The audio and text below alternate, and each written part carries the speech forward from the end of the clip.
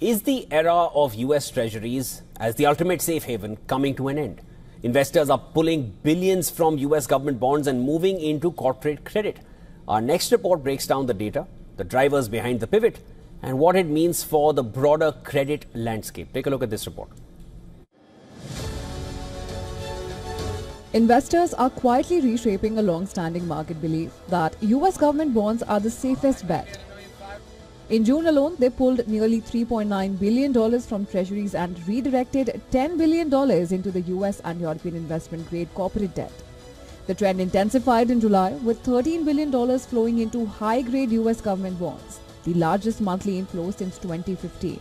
BlackRock now calls credit a clear choice for quality, as fund managers grow wary of rising US deficits and borrowing need. Behind this shift is a weakening fiscal picture.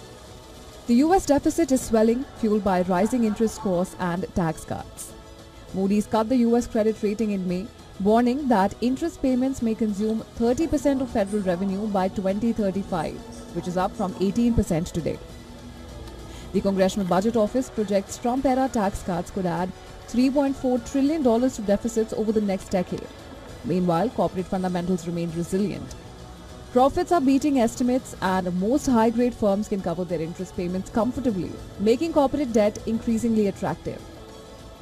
Corporate bond spreads are now at historic lows, reflecting strong demand.